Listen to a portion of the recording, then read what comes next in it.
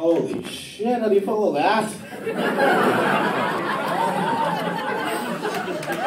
I didn't even know you guys would still be here. I was just like, I hope there's people to talk to when I get up on stage. Holy. So just on to the jokes then, I guess, right? So I'm at the bar the other day, and these two guys were having the strangest argument. They were discussing whether or not it's still legal for you to shoot a native person on 20th Street from a covered wagon on Sunday. Has anybody heard this before? Like, yeah, the guy's like, did you know it's still legal to shoot a guy on Sundays in 20th Street? And his buddy looks at me and says, that's ridiculous. There's absolutely no way that's still legal. You can't do that anymore. And I just stood there, astounded that they were discussing whether or not this was still legal.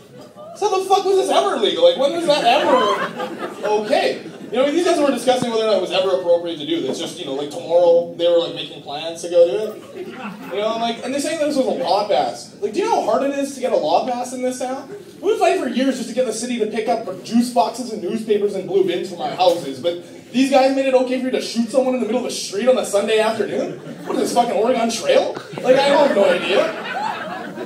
You know, like, what is this major problem for church attendance? It was like, you know, like, there's a First Nations conspiracy to keep white people from getting to church every Sunday or something? And this had to be enough of a problem that the priests wanted to get everybody to the town hall to come up with a solution, you know? And so then they go over their ideas, and one guy's like, hey, why don't we just honk our horns at them? Can we just honk our horns? That's a good idea, but, you know, horns aren't invented yet, so that wouldn't work. Somebody said to ask him nicely before finally some dude in the back of the room just like, just shoot him. Can't we just fucking shoot him? And so everybody at the town hall meeting heard this guy, and nobody thought he was crazy. They're just like, yeah, totally, that's the best idea I've ever heard. Let's do that. It blows me away, you know? Some things are just amazing. Oh, speaking of racist white people, I broke up with my girlfriend recently. And, you know, I should have seen it coming, though, you know, because we're just two different personalities, you know? Like, I'm a pretty carefree, laid-back, easygoing kind of guy, you know? I go for beers with my buddies, that's kind of, you know, what I do for excitement. And she's a conniving bitch, so, like, it just wasn't gonna work out between us. But, I mean, that's not totally fair, right? I mean, sometimes opposites attract, like, people will be united through their differences, you know? But for us, I think it came down to expectations. Like, I think if in your relationship, if there's things you expect your partner to do for you that they're not willing to do, that's just going to cause friction, and that's going to ultimately lead to problems. Like, she expected me to do the laundry and open the door for her every day, pick her flowers, you know, just things that I knew I wasn't going to do. And then, conversely, though, you know, I expected her to keep my roommate's dick out of her mouth on a regular basis, but just something she cannot get past. He's a good-looking guy. But I mean, it's not really not fair for me to blame her entirely, right? I mean, we've all been in those relationships that we should have gotten out of way sooner, right? Those unhealthy relationships. You guys know what I'm talking about? I think a couple of you are probably in them right now.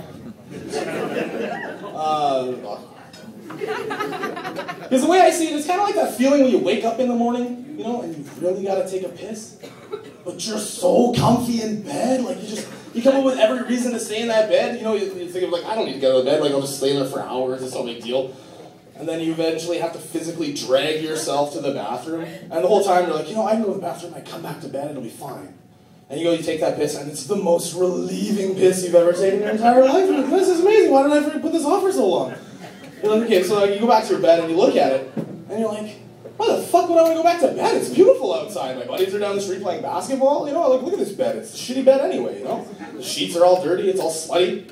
You know, like, because a bad relationship is kind of like Pirates of the Caribbean, right? It started out so amazing at first, you keep going back year after year, even though, you know, it's been terrible for like a long time. Alright, let's scratch that one off the list. No? Alright. But, you know, I've kind of been thinking of just giving up on the whole dating thing anyway, you know, between, like, internet porn and adoption. Like, I don't need adoption. I have a family, yeah? I mean, celebrities are doing it all the time just to be cool, so why can't I do it? Well, you know, I'm not exactly sure how I feel about the whole celebrity adoption thing when I think about it. I don't know how to say this, but am I the only person that gets a little bit nervous when I see a rich white couple from the States going over to Africa to bring home black people? Like, didn't we spend a lot of time trying to stop doing that? Like, it didn't really go so well the first time, you know? Or what, the textbooks and pens we've been sending them for the last 30 years, made them forget about the whole thing, you know? Which, as long as they don't ask any questions about those pages missing from the chapters on American history, like we should totally get away with it. The other thing that bothers me about celebrity adoption is that, you know, they're not just picking up kids at the airport all willy-nilly, right? I mean, they're inspecting each child thoroughly. You know, every celebrity that comes back with a kid from overseas ends up with a 30-page spread in People magazine outlining the baby's perfect cheekbones and jaw structure and how beautiful it is. I don't think that's right. I mean, we don't get to pick what our kids look like based on face value, right? I mean, so why should that be okay for them to do it? Because for me, if I was going to go to Africa and I was going to adopt a kid, there's no way that I'd be morally okay to just pick the most handsome one. You know, I want to take some time and, you know, ask them a bunch of questions, and, you know, get to know each one personally. I take all the things that they said to me, and then I go for a long walk, maybe to the end of a soccer field or something, and I just stand there. It's the world's most popular sport, too. So you might know it as football. So I just stand there and I think about all the things they told me, and then I just wait for the fastest kid to get to me, and then I take him home. You know, if there's anything I learned from watching The Blind Side, it's that we shouldn't judge people based on how they look. We should judge them based on their athletic ability. Anyway, guys, that's my time. I'm glad you're still here.